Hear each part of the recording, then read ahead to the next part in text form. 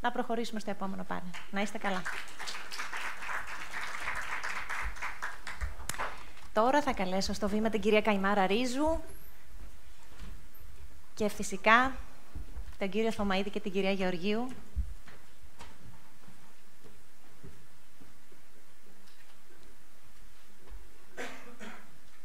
Συγγνώμη που δεν έκανα διάλειμμα, απλά ο χρόνος με πιέζει, καθυστερήσαμε να αρχίσουμε.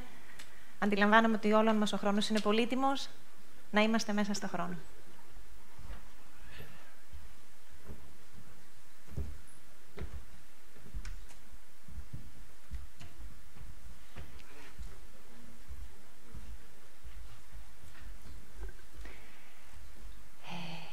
Το τρίτο πάνελ είναι «Συνδιαμορφώνοντας τις δεξιότητες του αύριο», η συνδρομή του Κέντρου Δεξιοτήτων. Όχι, ναι. Θα αρχίσουμε με την κυρία Καϊμάρα Ρίζου.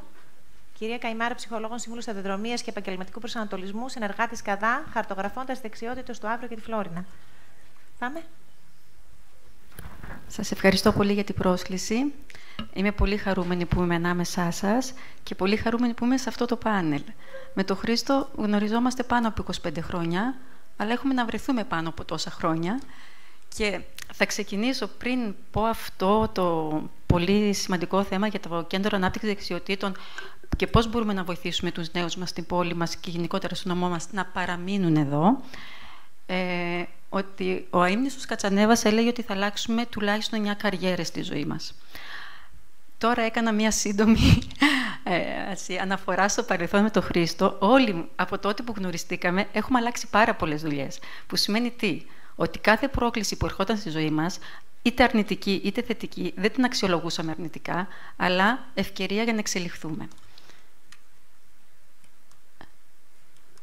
Λοιπόν, είμαι ρομαντικός άνθρωπος, οπότε θα πάρω λίγο δύναμη από το παρελθόν, αν και θα στεναχωρηθούμε λίγο για το τι έχουμε αφήσει πίσω μας, αλλά όλες τις εισηγήσεις, χωρίς να έχουμε καν συνεννοηθεί, είμαστε στον ίδιο παρανομαστή, στην δύναμη της γης μας. Και η γη μας έχει πολύ μεγάλη δύναμη και δυστυχώς, λόγω των συνθηκών, λόγω ίσως κάποιων καταστάσεων που μας έπεισε ότι το να αφήσουμε την ύπαιθρο, το να αφήσουμε τα χωριά μας και να μετικήσουμε στην πόλη ή ακόμα χειρότερα να φύγουμε και από όλο τον νομό και να πάμε να αστικοποιηθούμε, είναι ίσως η λύση στα προβλήματά μας. Τελικά, μάλλον δημιουργήθηκαν πολλά περισσότερα προβλήματα από όλη αυτή την αστικοποίηση, γιατί ξεχάσαμε τη δύναμη της γης μας. Έτσι, μετά την απολιγνητοποίηση, γιατί είχαμε μια πλήρη εξάρτηση από την λιγνητική δραστηριότητα, η πλειονότητα των νέων μας, όσοι δεν κατάφεραν να περάσουν στο πανεπιστήμιο, ήταν πώς θα μπω στη ΔΕΗ. Το μόνο πρόβλημα που υπήρχε στην περιοχή μας ήταν να χτυπάμε, ας πούμε, τα γραφεία βουλευτών, διάφορων ανθρώπων που κινούν τα νήματα, να με βάλει στη ΔΕΗ.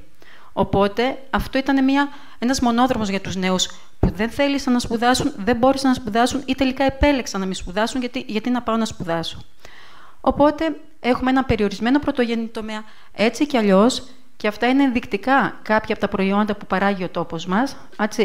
Τα φασόλια που είναι μονοκαλλιέργεια για την περιοχή των Πρεσπών, οι πιπεριές Φλωρίνης, που μάλλον δεν είναι κατεφημισμένο, είναι πιπεριές Φλωρίνης. Δηλαδή, άμα πάτε στο παζάρι της Φλωρίνης, θα βρείτε πιπεριές από τη Βέρεια, από την Κρήτη, από οπουδήποτε αλλού και ίσως λίγοι παραγωγοί γενναίοι μείνανε στη Φλόρινα να καλλιεργούν την πιπεριά.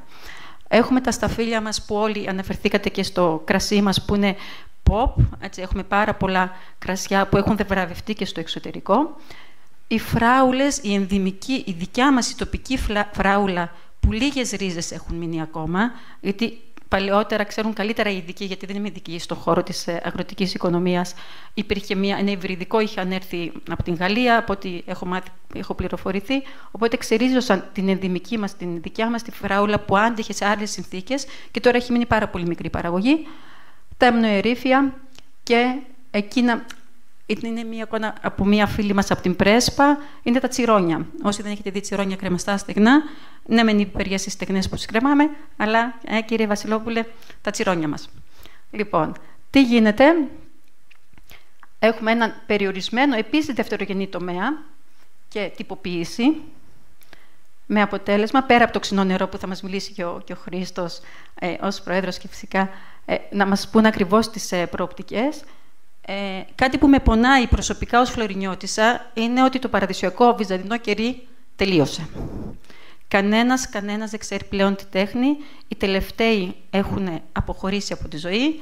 Θα ήταν πάρα πολύ καλή ιδέα, μέσα από το Κέντρο Ανάπτυξης Δεξιοτήτων, να βρεθεί κάποιος, ίσως εκπαιδευτής, να ξέρει πώς γίνεται αυτό το παραδοσιακό κερί, γιατί πραγματικά είναι μοναδικό στο είδος του.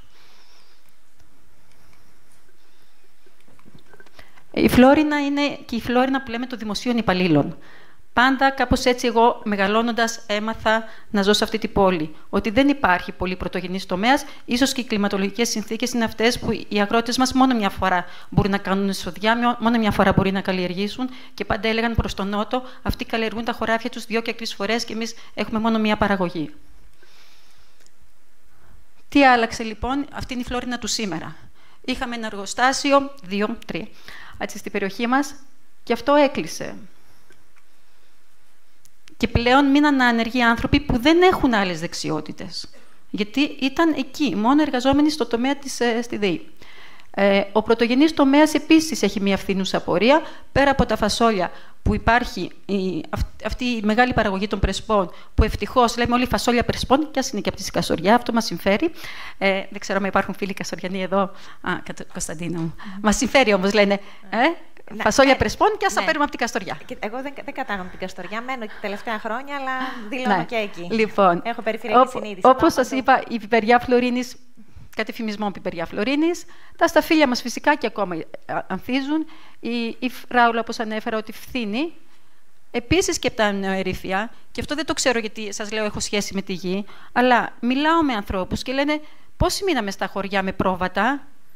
Πέρα από όλα αυτά που συνέβη τώρα το τελευταίο διάστημα με την ευλογιά και όλα αυτά που οι άνθρωποι έχουν καταστραφεί, πόσοι έχουν αγελάδες? Επειδή μετακινούμε συνέχεια στα χωριά, ο φυσικός μου χώρος εργασίας είναι το Γενικό Νοσοκομείο Φλόρινας και είμαι σε ένα κέντρο για παιδιά με αναπηρία, οπότε κάνουμε προγράμματα για όλο τον νομό μας. Μετακινούμε πάρα πολύ στα χωριά τους και βλέπουμε αγελάδες μία στις τόσες περιοχές που πάμε. Αυτά μου είπαν ότι ανθούν ακόμα, κύριε Βασιλόπουλε, τα τσιρόνια μας είναι... Απλά χρειάζεται τυποποίηση. Κάποτε υπήρχε ένα ωραίο εργοστάσιο εκεί που απλά χάσκει. Υπάρχει, καταραίει. Κατέρευσε. Λοιπόν, μήπως καιρός να δούμε τι θα γίνει με αυτή την παραγωγή μας, αυτή την πλούσια παραγωγή μας στην Πρέσπα. Το βυζαντινό κερί, όπως σας είπα, και αυτό λίγοι έμειναν. Έτσι. Ευτυχώς έχουμε το ξινό νερό, αγαπάμε το ξινό νερό, και με μεγάλη έκπληξη, όπου βρίσκουμε ξινό νερό, αυτό επιλέγουμε. Και τα κρασιά Αμιντέου, που είναι πολύ διάσημα. Όχι του Αμίντα μόνο, είναι πάρα πολύ η παραγωγή μας. Λοιπόν, το αποτέλεσμα όλων αυτών είναι ένας φαύλος κύκλος εγκατάλειψης. Στην ουσία υπάρχει μια μεγάλη ανεργία. Δεν είναι τόσο πολλά κλειστά μαγαζιά, γιατί όταν πηγαίνω στη Κοζάνη, πραγματικά σφίγγεται ακόμα περισσότερη η καρδιά μου με τόσα πολλά κλειστά μαγαζιά που έχει. Η Φλόρινα δεν έχει τόσα πολλά κλειστά μαγαζιά, γιατί ίσως δεν είχε όλο αυτό τον εμπορικό κόσμο που τελικά άνοιξε ξαφνικά μαγαζί και το έκλεισε. Όμως οι νέοι φεύγουν. Έχω κόρη έφηβο. Εγώ δεν θέλω να φύγει από τον τόπο. Να πάει να σπουδάσει και να ξαναγυρίσει. Μιλάω όμως με μητέρες, με γονείς άλλους της ίδιας ηλικίας. Τι να κάνει το παιδί μου εδώ? Σκέτο νεκροταφείο, λέει είναι. Όταν έχουμε αυτή την οπτική οι ίδιοι οι άνθρωποι που ζούμε και θέλουμε να ζούμε εδώ, έχω κάθε ευκαιρία να φύγω. Είμαι σύζυγος στρατιωτικού. Συνέχεια μεταθέσεις. Θα μπορούσα να πάω να κάνω τη ζωή μου αλλού. Όχι, γύρισα πίσω. Γιατί αγαπάω τον τόπο μου. Οπότε, τι πρέπει να κάνουμε όταν εγκαταλείπουν όλοι οι νέοι την περιοχή, εγκαταλείπουν τα χωριά και τι χάνουν όλες τις δεξιότητες που είχαν σχέση με τη γη. Παλαιότερα η δεξιότητα της καλλιέργειας ήταν κληρονομική, θα λέγαμε στην ουσία. Βλέπαν τα παιδιά τους γονείς, τους παππούδες και ξέραν τι να κάνουν. Τώρα δεν ξέρουν τίποτα. Ακόμα και ένας νέος να θέλει να γυρίσει στο χωριό του, πέρα το ότι δεν μπορεί, τι να κάνει στο χωριό αφού δεν ξέρει να καλλιεργεί τη γη. Έτσι. Οπότε όλο αυτό είναι ένα κυκλικό φαινόμενο. Φεύγουν γιατί δεν υπάρχουν δουλειές. Οι καλλιέργειες παραμένουν αναχρονιστικές, το είπατε όλοι πολύ καλύτερα από μένα. Τα χωριά ερημώνουν, τα σχολεία κλείνουν λόγω έλλειψης μαθητικού πληθυσμού. Και αν κάποιοι γενναίοι θέλουν να αποφασίσουν να γυρίσουν στα χωριά τους, δεν έχουν σχολεία για τα παιδιά τους, οπότε ξαναφεύγουν. Άρα, όλο αυτό που θα μπορούσαμε να πούμε ως κυκλική οικονομία, έτσι, αν δεν υπάρχει παρέμβαση κρατική, κεντρική από το κράτος, δυστυχώς βλέπω και άλλα χωριά να ερημώνουν. Αναγκάστηκα μέχρι πέρσι που πηγαίναμε στη Βίγλα μέσω του Ακρίτα. είδα πανέμορφα μέρη στην περιοχή και έλεγα, δες, τι ωραία τουριστική ανάπτυξη θα υπήρχε από εκείνη την πλευρά του νομού, που είναι πιο κοντά στη Βίγλα, στο χιονοδρομικό κέντρο, και αντί να καθόμαστε να πηγαίνουμε όλο αυτό τον δρόμο, να πηγαίνουμε από πίσω, αλλά να μένουμε στον Ακρίτα ή στα γύρω χωριά. Έτσι, αφού ζούμε και από το τουριστικό προϊόν, ακόμα και μόνο ας είναι χειμωνιάτικο, τουλάχιστον να υπάρχει εισόδημα. Έτσι. Έχουν γίνει όλα Airbnb, παντού Airbnb. Η Φλόρινα δεν δικαιούται και αυτή ένα μερίδιο, όχι του Airbnb, δεν είναι και τόσο ωραία πλέον η στρατηγική αυτή, αλλά μιας φιλοξενίας σε τέτοια χωριά που κρατάνε το παλιό, το παραδοσιακό στυλ. Οπότε, αν δεν υπάρχει στοχευμένη παρέμβαση από το κράτος, σίγουρα το πρόβλημα θα είναι μεγαλύτερο. Διαχρονικά, είμαστε η πόλη, λέμε ότι είμαστε η πόλη των γραμμάτων και των τεχνών. Είμαστε, το πιστεύω. Βγαίνουν πάρα πολλοί καλλιτέχνες σε όλες τις τέχνες, και στα εικαστικά και στα χορηδιακά και στα πάντα. Οπότε τι, πρέπει να φροντίσουμε να μην μείνουμε μόνο στους συλλόγους, αλλά όλο αυτό να αναδειχθεί και με άλλες, ίσως υποστήριξη σχολών. Ακούστηκε και από τον κύριο Βασιλόπουλο για τη σχολή ξεναγών που θα μπορούσε να γίνει άνετα και να εμπλακεί όλο αυτό το πολιτιστικό προϊόν. Έχουμε αθλητική ιστορία και στη ξιβασκία και στο σκι. Τώρα τελευταία και στο μπάσκετ βλέπω να κινούμαστε. Άρα γιατί να μην υποστηρίξουμε τους νέους και σε αυτόν τον τομέα. Και στο handball. Ο Αμίντας. Ναι, ο Αμίντας είναι ο πρώτος των πρώτων στο handball. Ναι, συγγνώμη. Λοιπόν, και η σταθερή αξία της περιοχής μας είναι το Πανεπιστήμιο. Το Πανεπιστήμιο Δυτικής Μακεδονίας, ίσως η Φλόρινα προϋπήρχε του Πανεπιστημίου. Έτσι, η πρώτη παιδαγωγική σχολή υπήρχε πολλά χρόνια πριν δημιουργηθεί το πανεπιστημιακό τμήμα ως Πανεπιστημίο Δυτικής Μακεδονίας. Έτσι, στην Φλόρινα έχουμε, όπως είπαν και οι προλαλήσαντες σχετικά με το γραφείο σταδιοδρομίας, έχουμε πάρα πολλές σχολές και αυτοί οι νέοι που έρχονται εδώ στον τόπο μας δίνουν πνοή στον τόπο και ευτυχώς που υπάρχει και το Πανεπιστήμιο. Έτσι, και το πρώην ΤΕΙ Γεωπονική Σχολή, που είναι πολύ πιο πρωτοπόρο από πάρα πολλά παραδοσιακά τμήματα γεωπονίας που ήταν εξ αρχής ΑΕΗ. Άρα, να μην μακρηγορώ, γιατί όλα αυτά αναφέρθηκαν. Έχουμε μοναδικά χαρακτηριστικά, γεωφυσικά. Έχουμε 6 λίμνες και 2 τεχνητές, θα λέγαμε. Τις προάλλες που πήγα πάνω στο φράγμα της Τριανταφυλλιάς με τα παιδιά από τη δουλειά, πραγματικά μαγεύτηκα. Θα μπορούσαν να γίνουν πάρα πολλές ωραίες δραστηριότητες ήπιου τουρισμού, γιατί όπου ήρθε η ανάπτυξη, όπως ακριβώς θέλουμε να τα λέμε, με μεγάλη πρόσβαση, μάλλον καταστράφηκε το φυσικό περιβάλλον και τελικά αυτό που δημιουργήσαμε με χαρά για να υποδεχτούμε επισκέπτες, η ίδια αυτή η αλόγιστη κατάχρηση της επίσκεψης δημιουργεί το ίδιο το πρόβλημα. Το χιονοδρομικό μας κέντρο υπόθηκε και γι' αυτό. Λιμνήσια ψάρια, βότανα, κρασιά. Είναι πράγματα που είναι μοναδικά της περιοχής μας και πρέπει να τα αναδείξουμε. Και φυσικά έχουμε αυτή την πολιτιστική ταυτότητα. Το σήμα κατά τεθέν της Φλόρινας είναι οι φωτιές. Τα τσίρι βάρβαρα στα βίντεο, να μην σας ξεχάσω. Λοιπόν, έχουμε πάρα πολλές κοινές, εννοείται, δράσεις. Έτσι, ναι, σύλλογοι. Εγώ μεγάλο μέρος της ζωής μου το έχω περάσει στον Ιφαίο. Έτσι, και έζησα στον Αρκτούρο πάρα πολλά χρόνια, γι' αυτό και έχω μια έτσι αίσθηση το θέμα του ήπιου τουρισμού, ότι ναι, θα προσφέρω το τουριστικό προϊόν, αλλά δεν θα καταστρέψω το φυσικό μου περιβάλλον. Και τώρα ερχόμαστε στο αύριο, που είναι σήμερα, ήρθε το αύριο και πρέπει να είμαστε πολύ ενήμεροι για όλα αυτά. Άρα, μιλήσαμε για πράσινες δεξιότητες, βιώσιμη γεωργία, οικοτουρισμό, ήπια τουριστική ανάπτυξη. Έτσι. Πρέπει να διαφοροποιηθούμε από τα υπόλοιπα μοντέλα. Μπορούμε να πάρουμε κάποιες πληροφορίες από τις παρόμοιες περιοχές που υπάρχουν και σε άλλες χώρες της Ευρώπης. Πώς ακριβώς μπορούμε να διαχειριστούμε κι εμείς. Χρόνια το κάνουμε αυτό, χρόνια πηγαίνουμε ταξίδια, χρόνια γυρίζουμε, αλλά πάλι δεν μπορούμε να εφαρμόσουμε. Έχουμε μοναδικά σταυροδρόμια. Έχουμε το σταυροδρόμι Ε4 και το Ε6. Διασταυρώνονται εδώ πέρα. Πρέπει όλα αυτά τα σταυροδρόμια να τα αναδείξουμε. Ψηφιακές δεξιότητες, όπως υπόθηκε, δεξιότητες τυποποίησης και επιχειρηματικότητας. Αυτά θα τα προσπεράσω, γιατί έτσι κι αλλιώς έχουν αναλυθεί πάρα πολύ στις προηγούμενες session. Λοιπόν, φέρνω ένα παράδειγμα τι θα μπορούσαν να κάνουν οι νέοι μας εδώ και να μείνουν εδώ. Μπορούν να κάνουν μία μικρή μονάδα σε συνεργασία και με το κέντρο που έχουμε παραδίπλα μας, το δίδυμο κέντρο μας, έτσι να τους υποστηρίξει επιχειρηματικά. Να κάνουν μία μονάδα βιοδιασπόμενες συσκευασίες.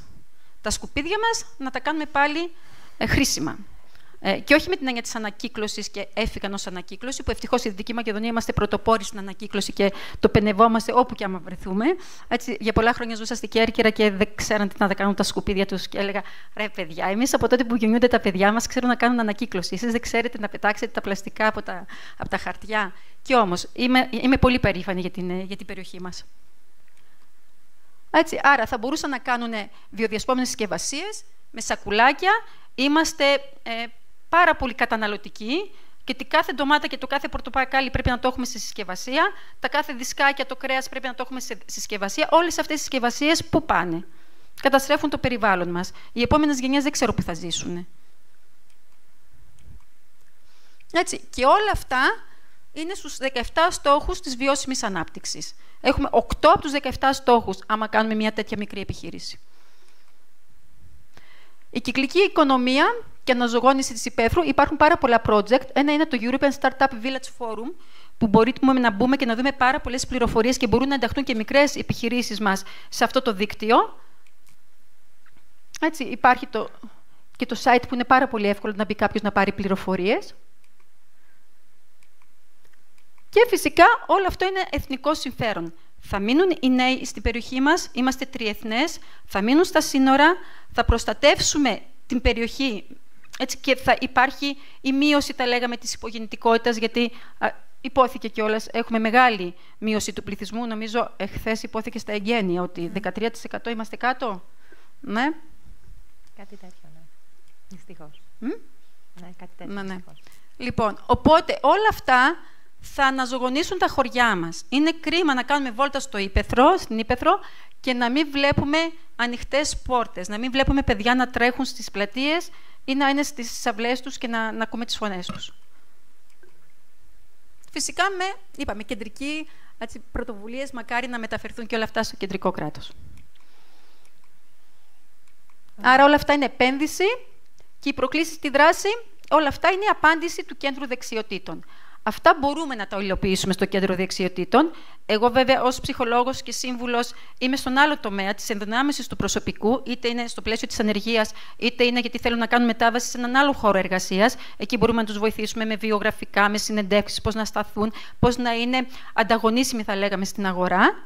Αλλά υπάρχουν και όλα αυτά που υπόθηκαν για το πώς θα πρέπει να γίνουν project ειδικά στοχευμένα για τον αγροτουρισμό ή σε άλλες δομές που θέλουμε να κάνουμε. Πολύ ωραία. Έτσι, αυτά τα είπαμε αρκετές φορές για να μην μακρηγορώ, γιατί ήδη έχουμε ξεφύγει. Ναι, οι παρεχόμενες υπηρεσίες των κέντρων μας. Έτσι. Ωραία. Και ευχαριστούμε πολύ. Τελειώνω. Αυτές είναι φωτογραφίες από την ημέρα καριέρας και από τα εργαστήρια που κάναμε ήδη το καλοκαίρι. Να είμαστε. Ναι. Ωραία. Έτσι.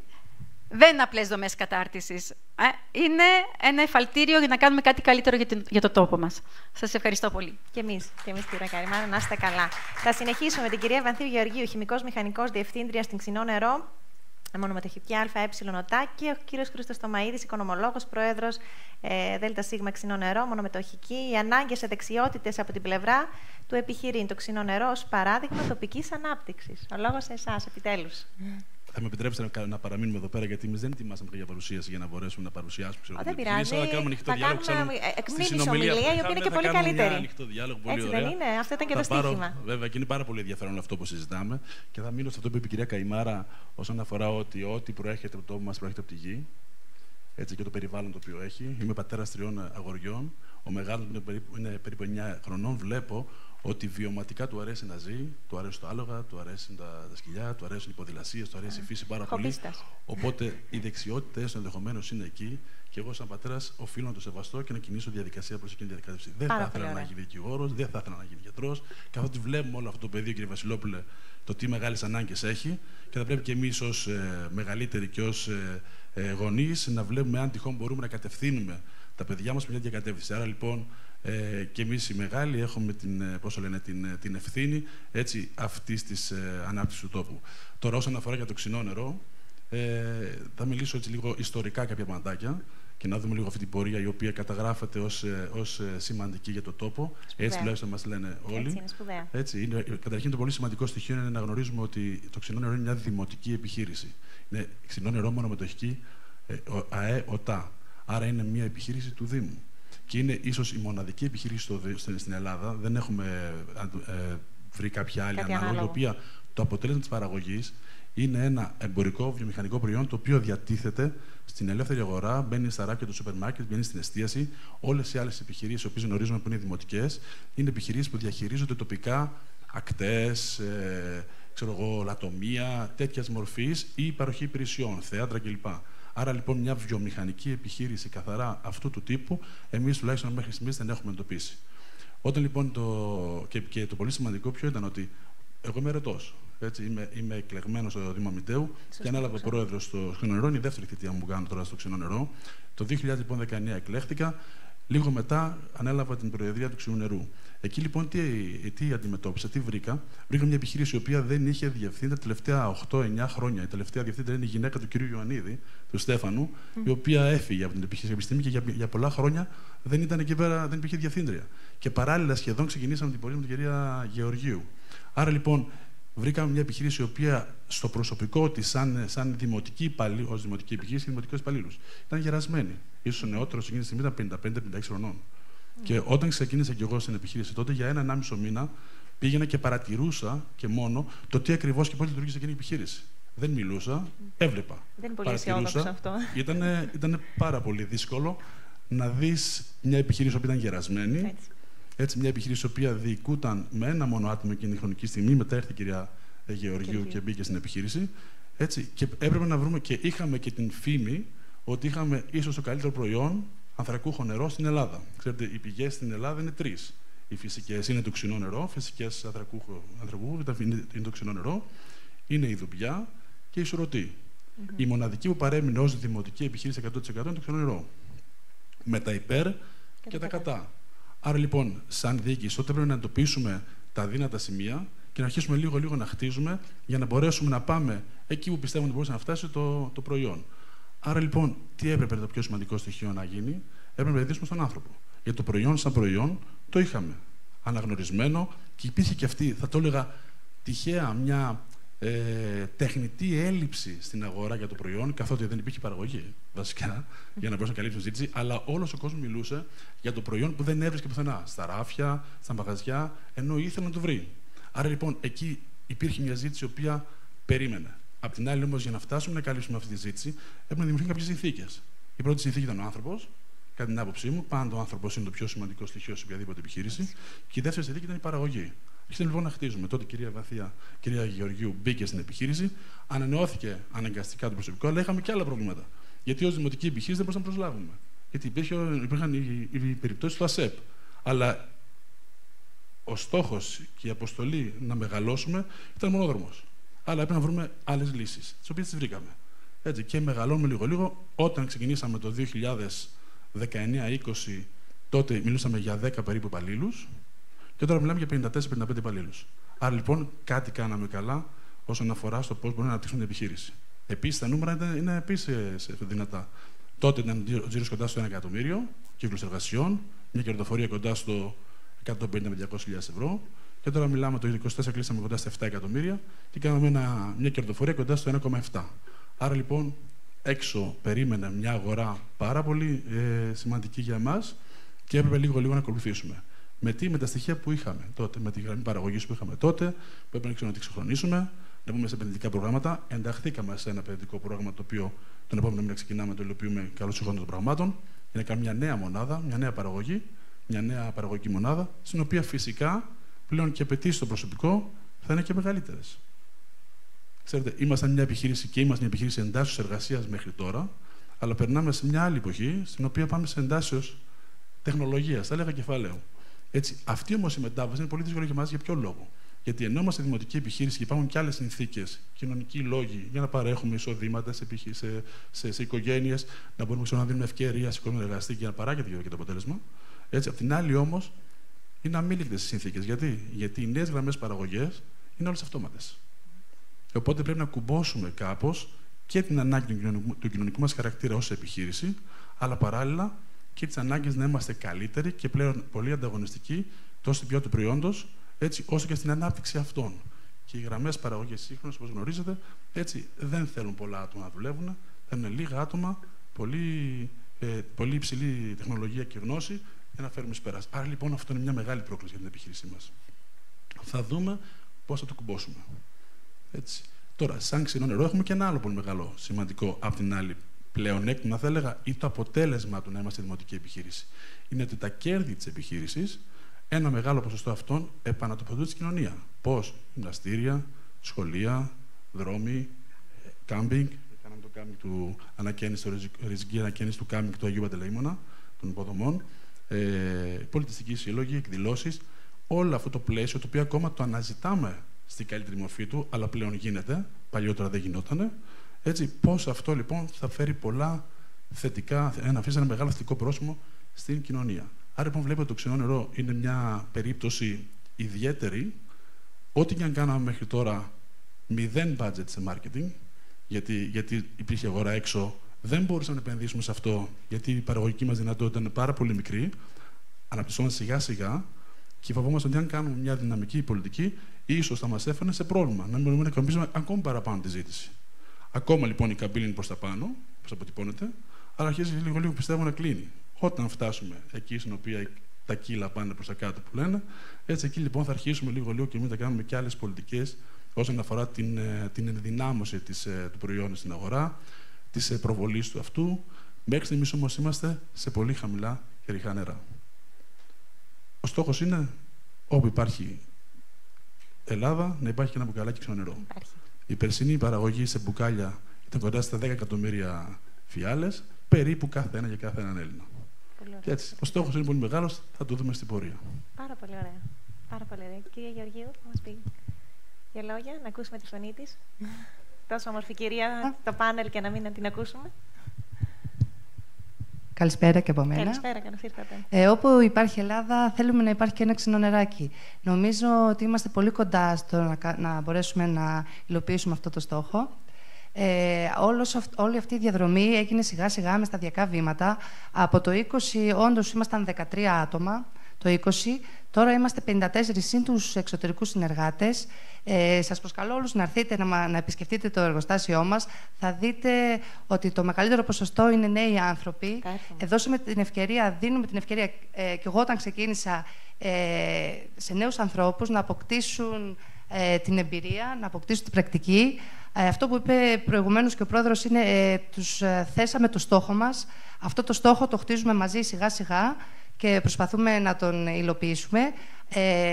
Αυτή τη στιγμή εγκαθίσταται δεύτερη, τώρα αυτές τις μέρες εγκαθίσταται δεύτερη γραμμή παραγωγής και αυτό θα οδηγήσει σε τριπλασιασμό της παραγωγικής δυναμικότητας. Σε αυτό θα μας βοηθήσει πάρα πολύ σημαντικά, γιατί η ζήτηση για το προϊόν είναι πάρα πολύ μεγάλη και θα προσπαθήσουμε να καλύψουμε αυτή τη ζήτηση. Όσον αφορά τις δεξιότητες και πώς θα μπορούσε το κέντρο απασχόλησης, τα 13 άτομα, καταλαβαίνετε ότι όταν ήμασταν 13 άτομα οι δυνατότητες ήταν μικρές. Δεν υπήρχε ψηφιακή αναβάθμιση, ψηφιακή οργάνωση των προϊόντων, ψηφιακή οργάνωση των πρώτων υλών. Προσπαθήσαμε όλο αυτό το χρονικό διάστημα σιγά σιγά να αναβαθμίσουμε τα προγράμματά μας. Προσπαθήσαμε σιγά σιγά να πάρουμε προσωπικό με καταρτισμένο τεχνικό προσωπικό. Είδα στα προγράμματα που έχει κάνει το Κέντρο Ανάπτυξης ότι είχε προγράμματα για τεχνικούς ασφαλείας. Θα μπορούσε να έχει προγράμματα για χειριστές. Εμείς όταν ξεκινήσαμε και δουλεύουμε σε 2 βάρδιες πλέον, θέλαμε περισσότερους. Τώρα έχουμε 4 χειριστές μηχανημά, 4 χειριστές Clark. Ήταν δύσκολο να βρούμε στην αρχή, γι' αυτό και εμείς προσπαθήσαμε και το δικό μας προσωπικό, με δικά μας έξοδα, προσπαθήσαμε να πιστοποιηθεί, ώστε να έχει την απαραίτητη πιστοποίηση. Επίσης, Ένα πρόσφατο project που έχουμε να αντιμετωπίσουμε, δεν είναι πρόσφατο, απλά τώρα επειδή μπαίνει η δεύτερη γραμμή παραγωγής, μπορούμε να μιλάμε πλέον και για εξαγωγές. Γιατί οι εξαγωγές που κάναμε μέχρι τώρα ήταν πολύ μικρό ποσοστό, γιατί δεν μπορούσαμε να καλύψουμε την εγχώρια αγορά. Και εφόσον δεν μπορούσαμε να καλύψουμε την εγχώρια αγορά, δεν μπορούσαμε να στείλουμε καθόλου προϊόν στο εξωτερικό. Για να το πετύχουμε αυτό υπάρχουν δύο επιλογές. Είτε να πάμε σε μια outsourcing εταιρεία να αναλάβει τις εξαγωγές του ξινού νερού, είτε να προσπαθήσουμε μόνοι μας να καταρτήσουμε νέα άτομα, να απευθυνθούμε στο επιμελητήριο της Φλόρινας, σε κάποια άλλη δομή που υπάρχει εδώ στην περιοχή, η οποία θα μπορούσε να μας εξυπηρετήσει. Και γι' αυτό νομίζω ότι είναι και μια πρόκληση, γιατί εγώ, από όσο ξέρω, δεν υπάρχει κάποια δομή στη Φλόρινα η οποία θα ασχολείται με τις εξαγωγές των προϊόντων της περιοχής. Οπότε το κέντρο ανάπτυξης θα μπορούσε να ασχοληθεί με αυτό το τομέα. Σε συνεργασία, βέβαια, όπως είπατε πριν, με το Επιμελητήριο της Φλόρινας, σε συνεργασία μαζί να προσπαθήσουμε να δούμε τι μπορούμε να κάνουμε συνολικά για να βοηθήσουμε και αυτόν τον τομέα. Πάρα πολύ ωραία. Ευχαριστώ πολύ. Ερωτήσεις? Πολύ ωραία. Πάρα πολύ ωραία. Κάποιος? Ο κύριος Κάγκας. Πάρα πολύ ωραία. Το μικρόφωνο. Όχι, γιατί εμείς θέλουμε να είναι έτσι η ροή ωραία, να ρωτάτε, να βγάλουμε από εδώ πέρα αποτελέσματα. Δεν ήρθαμε μόνο να μιλάμε, ήρθαμε να συζητάμε.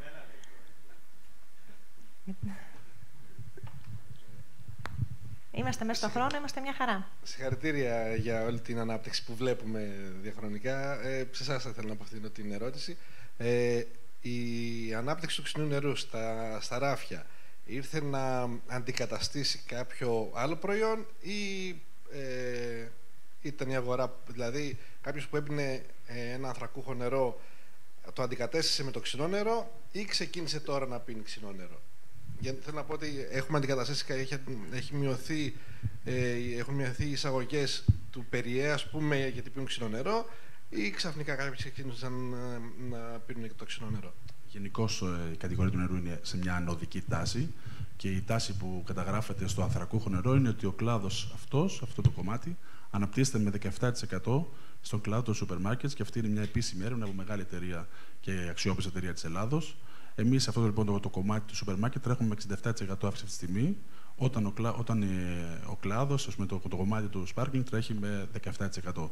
Η αλήθεια είναι το ξινό νερό σαν προϊόν, και το πιο σημαντικό στοιχείο σε οτιδήποτε και αν επιχειρούμε είναι το προϊόν το ίδιο, η υπηρεσία διαφορετικά, μιλάμε για υπηρεσίες, το προϊόν. Εάν λοιπόν αυτό μπορεί να ξεχωρίζει και να είναι ιδιαίτερο, τότε όλα τα υπόλοιπα στοιχεία που μπορούν να ενισχύσουν το προϊόν λειτουργούν απλά ενισχυτικά. Εάν ένα προϊόν δεν είναι καλό, ό,τι και να κάνουμε, έτσι κάποια στιγμή θα ξεφουσκώσει. Εδώ λοιπόν έχουμε μια πρώτη ύλη πάρα πολύ δυνατή, στην οποία την αναγνωρίσαμε, την πιστέψαμε, την στείνουμε.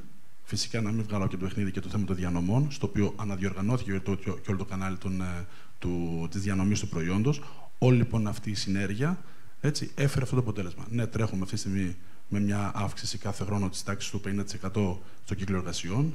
Όσο πιο μικρός ο τζίρος, τόσο πιο εύκολο το 50%. Όσο μεγαλώνουμε, τόσο πιο δύσκολο το 50%. Ωστόσο, όμως, τρέχουμε με αυτούς τους ρυθμούς μέχρι και τώρα που μιλάμε. Δεν έχουμε βάλει στο κλάδο τις εξαγωγές. Οι εξαγωγές είναι ένα μεγάλο κομμάτι, το οποίο θα ανοίξουμε λίγο από εδώ και πέρα και θα δούμε πού να φτάσει. Υπάρχει τεράστιο ενδιαφέρον από όλες τις χώρες, πάρα πολλές χώρες. Πάνω από 15-20 χώρες στιγμή καταγράφουμε αιτήματα για να πάμε στις εξαγωγές. Είναι πάρα πολύ σημαντικό στοιχείο. Θεωρούμε λοιπόν εμείς ότι αυτή τη στιγμή το ξινό νερό είναι το πελεγκρίνο της Ελλάδος. Αν τυχόν βρεθείτε, εγώ δεν έχω πάει, αλλά σίγουρα θα ετοιμάσω κάποια στιγμή μια επιχειρηματική αποστολή στελέχη στο Πελεγκρίνο για να δούμε πώς μια περιοχή αναπτύχθηκε γύρω από μια πηγή. Είναι ένα πολύ καλό παράδειγμα ανάπτυξη εκεί πέρα. Θεωρούμε λοιπόν ότι εμείς αυτό μπορούμε να το πετύχουμε και στοχεύουμε πάνω στο κομμάτι. Όλα αυτά όμως, για να επιτευχθούν, ξαναλέμε, πρέπει να στηριχτούμε στον άνθρωπο. Και ο άνθρωπος και οι δεξιότητες του. Εγώ αυτό το οποίο, σαν πρόεδρος, τώρα προσπαθώ να εμφυσίσω και είναι κάτι που λέω και στην κυρία Γεωργίου, είναι όλη την ομάδα που έχει στηθεί αυτή τη στιγμή στο εργοστάσιο και δουλεύουμε σαν ομάδα. Του μεταφέρω το εξής, ότι ο μοναδικός που θα φύγει από εδώ μέσα θα είμαι εγώ, ως πρόεδρος, ως ερετός.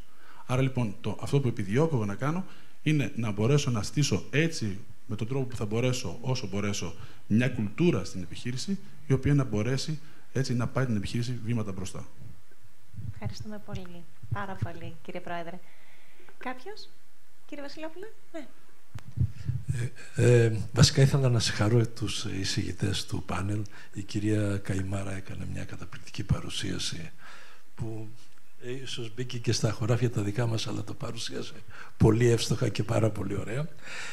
Ήθελα να παρατηρήσω μόνο για τον κύριο Θωμαίδη και την κυρία Γεωργίου για την καταπληκτική επιχείρηση στο Ξινό Νερό. Εμείς οι Φλωρινιώτες είμαστε πάρα πολύ περήφανοι που υπάρχει στο τόπο μας. Είπατε μια κουβέντα κλειδί, να υπάρχει σε κάθε κατάστημα σε όλη την Ελλάδα. Για μένα, ως ενδυνάμει επιχειρηματία, αν και δεν θεωρώ τον εαυτό μου επιχειρηματία, αλλά έγινε συμπτωματικά να έχουμε δημιουργήσει το ξενοδοχείο, θα έλεγα το εξής. Θα πρέπει οπωσδήποτε, τουλάχιστον είναι ευθύνη όλων των επιχειρηματίων του τόπου μας, να μην υπάρχει κατάστημα στη Φλόρινα, στην περιφερειακή ενότητα Φλόρινας, που να μην έχει τα τοπικά προϊόντα. Η ναυαρχίδα του νερού είναι το ξινό νερό. Δηλαδή δεν το διανοούμε να μην έχουμε στα καταστήματά μας το ξινό νερό. Δεν διανοούμε να μην έχουμε τα κρασιά του τόπου μας και να έχουμε άλλα κρασιά. Βέβαια, κάνοντας κουβέντα στα πλαίσια των επιχειρηματικών συναντήσεων του κλάδου μας, μπαίνουν κάποια θέματα πολιτικής, θεμολογιακής και όλα αυτά.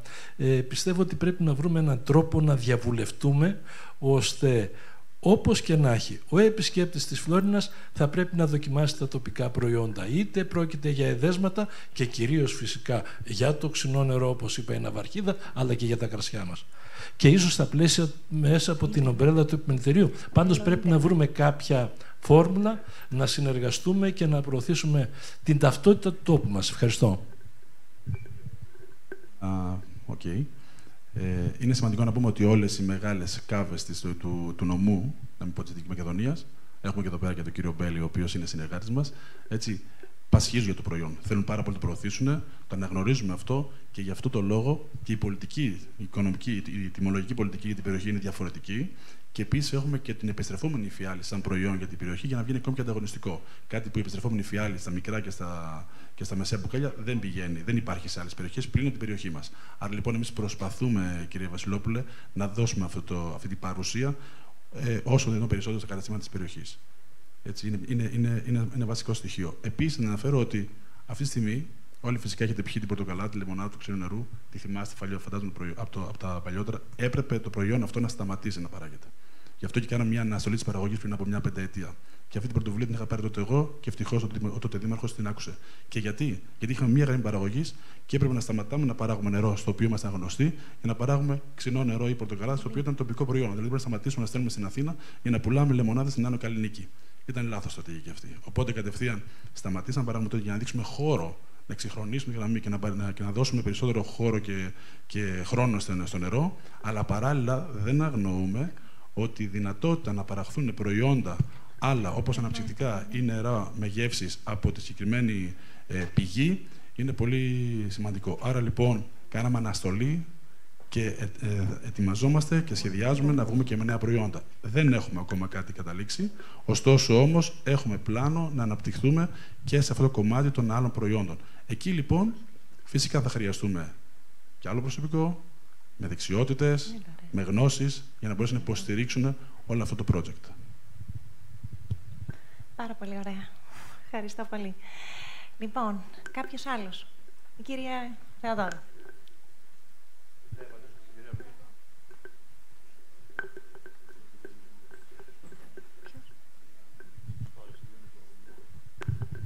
Και η κυρία Κρούσκα, συγγνώμη, δεν την είδα. Με κρύβει λίγο το φυτό εδώ. Λοιπόν, μία ερώτηση για την εταιρεία του ξινού νερού. Είστε ένα υβρίδιο κερδοφόρας εταιρείας και δημοσίου φορέα. Γι' αυτό λοιπόν ήθελα να σας ρωτήσω πώς βλέπετε την πιθανότητα να επανεκπαιδευτεί προσωπικό τόσο μεγάλης επιχείρησης, το οποίο είναι ήδη τοποθετημένο κάπου, σε κάτι καινούριο, όπως μας είπατε ότι άλλαξε τελείως η συγκεκριμένη παραγωγής, και πώς το βλέπετε αυτό σαν παράδειγμα για τις υπόλοιπες εταιρείες στη Φλόρινα, που βλέπουμε ότι πρέπει να αρχίσουν να προσαρμόζονται στις αλλαγές του παραγωγικού μοντέλου. Είναι εύκολο να γίνει και, ας πούμε, θα μπορούσαν τα κέντρα ανάπτυξης δεξιοτήτων να βοηθήσουν σε αυτή την κατεύθυνση στα αλήθεια?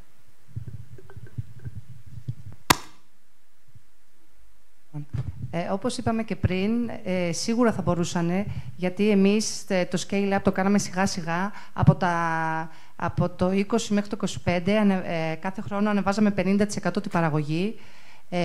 Αυτό όμως προϋποθέτει σίγουρα όλο το προσωπικό να εκπαιδευτεί σε νέες δεξιότητες, να έχουμε περισσότερο τεχνικό προσωπικό, να έχουμε διοικητικό προσωπικό, αυτό που δεν είχαμε.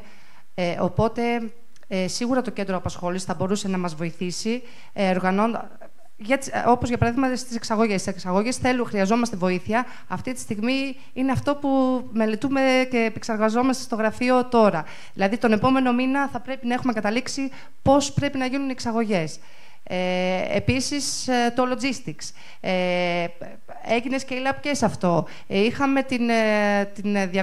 τις πρώτες ύλες σε χαρτί αποτυπωμένες. Τώρα γίνεται καθημερινά ψηφιακή καταχώρηση, ψηφιακή αποθήκη, ψηφιακή διακίνηση, ψηφιακός έλεγχος των πρώτων υλών και των αποθεμάτων. Οπότε όλο αυτό θέλει σίγουρα νέα κατάρτιση και νέα ψηφιακή τεχνολογία.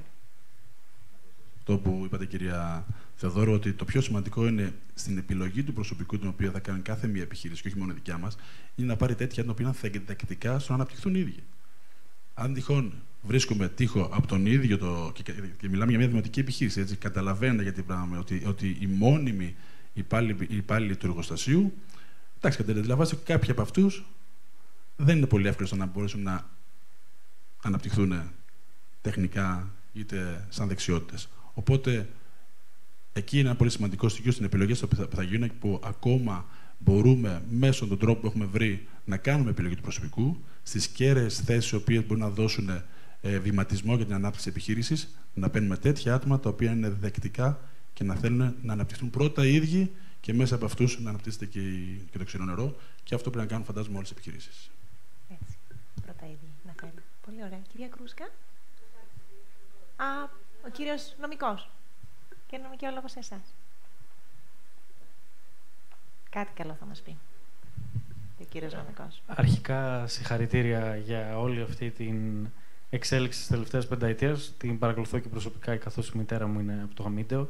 Θα ήθελα να σας ρωτήσω, στο κομμάτι του branding, τι κινήσεις έχετε κάνει και αν αντιμετωπίζετε κάποιες δυσκολίες, γιατί είναι ένα πρόβλημα που μονοπολεί τις επιχειρήσεις, ειδικά του αγροδιατροφικού τομέα, και πώς θα μπορούσαν τα κέντρα δεξιοτήτων να βοηθήσουν σε αυτό, γιατί αν εσείς έχετε κάνει κάποια βήματα και έχετε αντιμετωπίσει κάποιες δυσκολίες, θα δώσουν το χώρο ούτως ώστε πιο μικρή παραγωγή να έχουν την δυνατότητα μελλοντικά στο τόπο τους να βρουν λύσεις στα προβλήματά τους.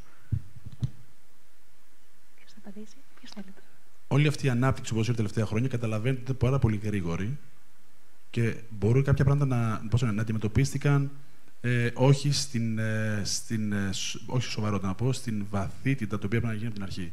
Τι εννοώ με λίγα λόγια? Βλέποντας τώρα ότι παίρνουμε συνεχώς μερίδιο από την αγορά, αντιλαμβανόμαστε ότι γινόμαστε και εμπόδιο στους ανταγωνιστές μας. Άρα λοιπόν και αυτοί πλέον αρχίζουν και μας βλέπουν με διαφορετικό μάτι. Δεν ήμασταν και το μικρό ξινό νερό, το οποίο ήταν μια δημοτική επιχείρηση που έδινε κάποια μπουκάλια κάποιες φορές στην Αθήνα, έτσι, και οπότε ήμασταν αμιλητέοι.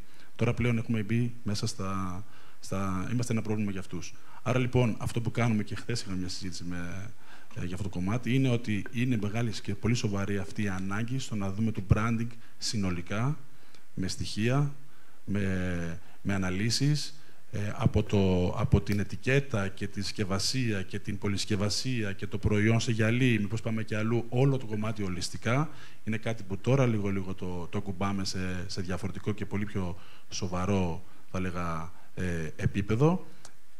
Δεν έχω να σου απαντήσω κάτι συγκεκριμένο τώρα, γιατί είναι μια προσπάθεια με μια εταιρεία η οποία συνεργαζόμαστε του αντικειμένου, που έχει στήσει πολλά brands ανά την Ελλάδα, έτσι, και επανατοποθέτηση παλιών brands στην αγορά. Άρα λοιπόν έχουμε αντιληφθεί το πόσο σημαντικό είναι αυτό, Βαγγέλη, να συμβεί, έτσι, με σοβαρότητα και όχι απλά σπασματικές κινήσεις, όπως πολλές φορές κάναμε τώρα. Έτσι, το παραδεχτούμε και τα στοιχεία, αλλά απ' την άλλη όμως κάποια πράγματα πρέπει να γίνουν γρήγορα για να μπορέσουν να βάλουν μπροστά και στις ράγες στο τρένο. Έτσι. Και για να μπορέσουμε να έχουμε συνέπεια, γιατί η συνέπεια φέρνει αποτέλεσμα. Έτσι, όλο αυτό το που είναι πολύ σωστό που λες, είμαστε πλέον σε φάση να αντιμετωπίσουμε τελείως έτσι όπως το αξίζει. Ο κύριος Μαυροματίδης.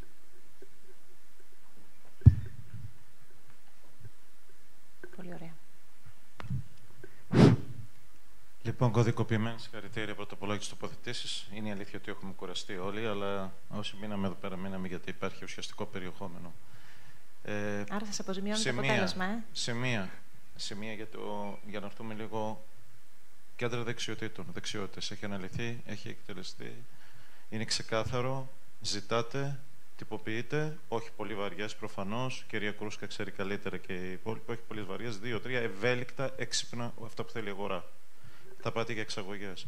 Πώς μπορώ στην Βόρεια Μακεδονία, ποια είναι τα κανάλια, ποιος είναι ο expert κλπ. Δεύτερο.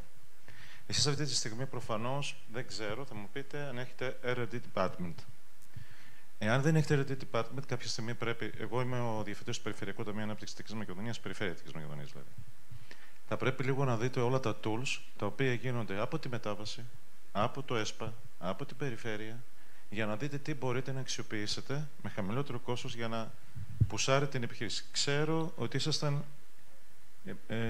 προϊόν επιθετικής εξαγοράς. Προσπάθησαν πολλές φορές να σε εξαγοράσουν, μπήκαν και πολιτικά ζητήματα και όλα αυτά.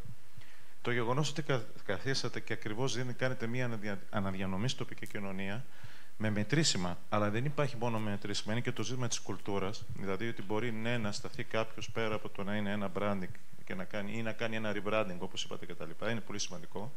Άρα εδώ να δούμε λίγο τα εργαλεία και θα σας δώσω και μία πρόκληση ακόμα. Την επόμενη εβδομάδα, γι' αυτό πήρα το λόγο. Την επόμενη εβδομάδα θα βγει πρόσκληση από τη διαχειριστική αρχή του ΔΑΜ. Είναι εδώ, και είχαμε και την προηγούμενη, αν δεν είναι την επόμενη, θα είναι τις επόμενες 15 μέρες για τα Living Labs. Το ένα από τα Living Labs θα είναι της αγροδιατροφής, λείπει ο κ. Φωκίωνας, τον οποίο το Μάιο πάλι στην αντίστοιχη διαδικασία κάναμε μία παράλληλη με καμιά 30 επιχειρηματίες, ΕΒ, καθηγητές. Αλλά πού είναι το ζητούμενο? Να προσαρμοστούν στις ανάγκες σας. Άρα, ελάτε την επόμενη εβδομάδα, πάρτε τον κύριο Φωκίωνα, πάρτε δηλαδή το Πανεπιστήμιο της Μακεδονίας και πείτε: εμείς θέλουμε αυτόν τον εξοπλισμό. Γιατί εγώ θέλω να βγάλω, παραδείγματος χάρη, το ξινό νερό με φράουλα. Μου δημιουργεί τοξικότητα. Δεν δημιουργεί τοξικότητα. Θα κάνετε ένα pre-testing στην αντίστοιχη διαδικασία. Όταν θα πάτε στο κέντρο δεξιοτήτων, έφυγε ο κύριος Σάμπας, θα πείτε παραδείγματος χάρη: εγώ θέλω γεωπόνους, αλλά μπορεί να μην είναι γεωπόνοι, είναι και του κλάδου τροφίων. Πάτε στο εργασία PDM ή μάλλον τέλος πάντων στο εργαλείο της σύζευξης που έχει και το κέντρο δεξιοτήτων, θα δούμε και την. Χρησιμοποιείτε το άλλο το εργαλείο που είναι ενδεχομένως το marketing plan, το οποίο πηγαίνετε και σας κάνει μια δωρεάν ή κάποια από αυτά. Δεύτερο. Έρχεστε και τους λέτε ταυτόχρονα ότι κοιτάξτε κύριε, εμείς είμαστε όριμοι, θέλουμε να επεκταθούμε.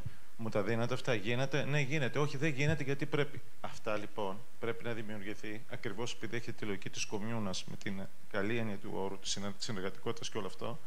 Να το δούμε και να πουσάρουμε λίγο τη διαδικασία. Εμείς είμαστε εδώ, μπορείτε να μας βρείτε, δεν έχει σημασία. Στα κέντρα δεξιοτήτων, από τη στιγμή που θα πείτε και θα ρωτήσετε στην αντίστοιχη διαδικασία στήριξης επιχειρηματικότητας, όπου και να πάτε, πια αρχίζουμε και γινόμαστε ένα νέο δίκτυο. Και εμείς για πρώτη φορά ψάχνουμε να γίνουμε ένα νέο δίκτυο. Ευχαριστούμε πολύ τον κύριο Μαυροματίδη. Ξέρετε, υπήρχε ένα πρόβλημα μέχρι πρόσφατα ότι επειδή ήμασταν δημοτική επιχείρηση, ήμασταν αποκλεισμένοι από όλα τα χρηματοδοτικά εργαλεία. Αυτό άλλαξε ευτυχώς, γι' αυτό και υποβάλαμε 2 επενδυτικά σχέδια. Το ένα εγκρίθηκε, έχουμε υποβάλει στο εξοικονομώ για επιχειρήσεις, έχουμε πάρει προέγκριση. Μιλάμε πλέον για οτιδήποτε βήμα και αν είναι να κάνουμε μπροστά, εννοούν θα υπάρχει μέσα από χρηματοδοτικά εργαλεία, τα οποία για το δικό μας το κομμάτι είναι διαθέσιμα, το ξέρουμε. Αυτή όμως η πρόταση δικιά σας είναι πάρα πολύ ενδιαφέρουσα. Θα ήθελα πάρα πολύ να μας στείλετε και να επικοινωνήσουμε, να ξανάρθουμε εδώ πέρα με την κυρία Μητροπούλου, που είμαστε σε επικοινωνία. Έτσι, θα είμαστε στην πρώτη γραμμή της συνεργασίας, κύριε Μητροπούλου. Έτσι, για να δούμε οτιδήποτε μπορεί να προσφέρει την ανάπτυξη της επιχείρησης, άρα και της περιοχής, έτσι, διαθέσιμο, να το εκμεταλλευτούμε ανά πάση στιγμή. Ευχαριστούμε πάρα πολύ. Και εμείς κύριε Πρόεδρε. Κάποιος άλλος? Κάποια ερώτηση στην κυρία Καϊμάρα? Θα κάνω εγώ, κυρία Καϊμάρα. Η χαρτογράφηση των δεξιοτήτων του αύριο είναι θεμελιώδης, όπως είπαμε. Το κέντρο δεξιοτήτων έχει ενσωματωμένη ερευνητική λειτουργία για τη συνεχή διάγνωση αναγκών. Πώς μπορούμε να διασφαλίσουμε ότι αυτή η χαρτογράφηση δεν θα είναι ένα στατικό έγγραφο, αλλά ένα ζωντανό, διαδραστικό εργαλείο που θα επικαιροποιείται συνεχώς μέσα από τις έρευνες πεδίου του κέντρου, καθοδηγώντας τις δράσεις του σε πραγματικό χρόνο?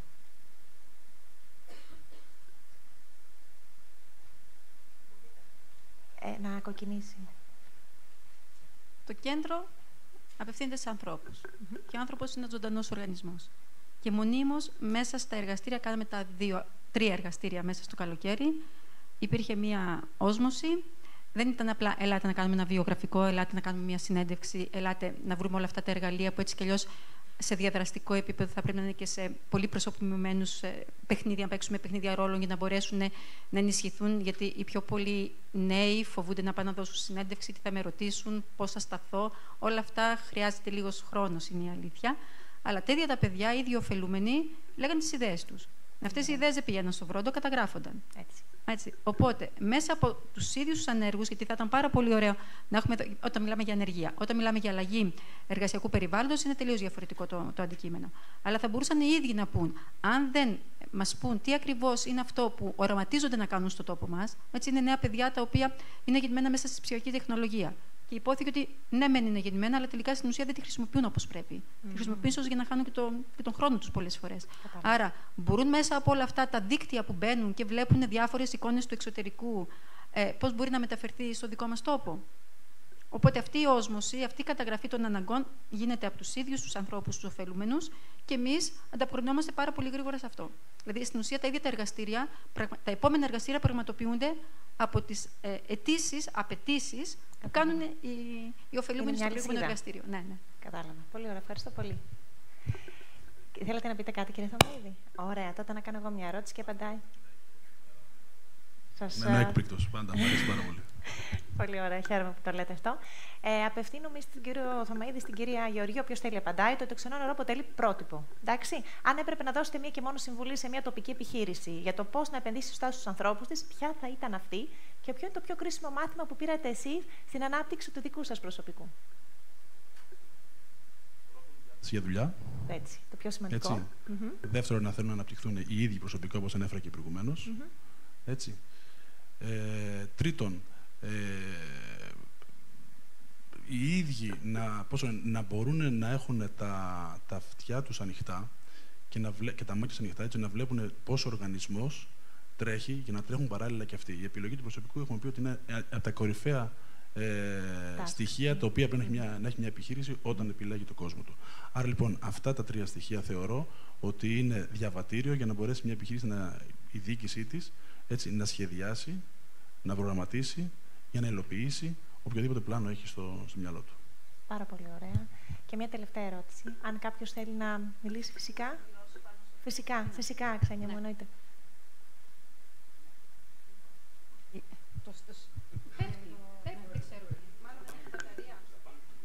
Ναι. Ακούμε. Λοιπόν, ένας καλός σύμβουλος δεν είναι απλά που θα πει θα κάνεις ένα βιογραφικό, θα κάνεις συνέντευξη, υπάρχουν bullets και το κάναμε.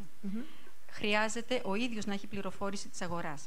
Άρα, πώς θα ενδυναμώσει το προσωπικό όταν θα ξέρω ότι στο ξενό νερό θα ζητήσουν σε λίγο αυτούς τους εργαζομένους, οπότε θα προετοιμάσω τον νέο που έχει κάποιες δεξιότητες από αυτές, όχι όλες, γιατί ακόμα και εκεί θα μάθει, να είναι αυτό το θετικό, ότι εγώ θα πάω και να μάθω. Όχι εγώ το ξέρω από πριν και έτσι θα δουλέψω, αλλά να έχει ανοιχτά τα αυτιά του, ευήκο άκουα, ούτως ώστε να μπορέσει να μάθει νέες δεξιότητες.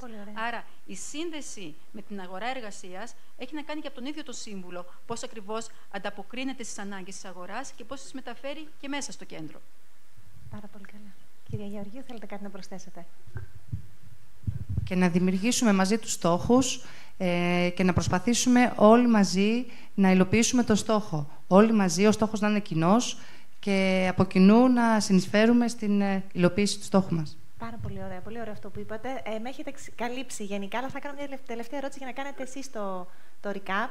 Και ο κύριος Θωμαίδης, τον βλέπω έτσι. Οι εμπειρίες από το ξινό νερό είναι ένα εξαιρετικό παράδειγμα τοπικής ανάπτυξης, όπως είπαμε. Σε απόλυτα πρακτικό επίπεδο, πώς φαντάζεστε την ιδανική συνεργασία της επιχείρησής σας με το κέντρο δεξιοτήτων?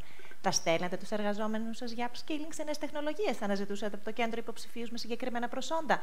Θα συμμετείχατε στη διαμόρφωση ενός προγράμματος κατάρτισης κομμένου και ραμμένου στις ανάγκες σας? Τα έχετε πει, αλλά θέλω ένα ωραίο recap. Αυτό είναι το πολύ σημαντικό που προσφέρετε εσείς, έτσι πώς διαγράφετε. Ότι customized μπορούμε να αποτυπώσουμε τις ανάγκες μας, Πολύ ωραία. Μαζί να δουλέψουμε για να μπορέσουμε να το λύσουμε αυτό το πρόβλημα, οποιοδήποτε φέρουμε εμείς ή θέλουμε να λύσουμε. Έχετε το προσωπικό το οποίο και εσείς και τη γνώση αυτό το πράγμα να το σχεδιάσουμε και μαζί. Εμείς μπορούμε να φέρουμε το πρόβλημα, εσείς μπορείτε να φέρετε τις λύσεις, θεωρία. Έτσι, να επιλέξουμε εμείς τα άτομα τα οποία θα είναι μπροστά για να φέρουμε εις πέρα σε αυτό το στόχο. Έχουμε θέματα να λύσουμε και θέματα τεχνολογίας και θέματα εξαγωγών και θέματα ανάπτυξης προϊόντος, έτσι, και θέματα logistics. Δηλαδή, έχουμε πολύ αντικείμενα να δουλέψουμε μαζί. Έτσι, είμαστε δεκτικοί σε οποιαδήποτε συνεργασία, ξαναλέω. Έτσι, και ελπίζω ότι στην επόμενη συνεδρίαση, στην επόμενη ημερίδα που θα κάνετε, θα παρουσιάσουμε και αποτελέσματα αυτής της συνεργασίας. Πολύ χαίρομαι γι' αυτό. Πάρα πολύ ωραία. Θεωρώ ότι βγήκαν πολύ σπουδαία αποτελέσματα και από τα 3 πάνελ. Ακούσαμε πολύ ωραία πράγματα. Έχω σημειώσει αρκετά. Έχω κρατήσει και στη μνήμη μου. Άρα, καλούμε φορείς, επιχειρήσεις και πολίτες να προσέλθουν οργανωμένα με ξεχωριστά αιτήματα, εκπαίδευση, κατάρτιση προς τα καδά, ώστε να συνσχεδιάσουμε άμεσα προγράμματα υψηλής συνάφειας και να μετατρέψουμε τη γνώση σε απασχόληση για τη Φλόρινα. Σας ευχαριστώ από καρδιάς όλους που μείνατε μέχρι αυτή την ώρα. Να είστε όλοι καλά. Και ελπίζω να τα ξαναπούμε σύντομα στα καλύτερα, γιατί τα καλύτερα πάντα έρχονται. Να είστε καλά, καλή συνέχεια στη μέρα σας. Γεια χαρά.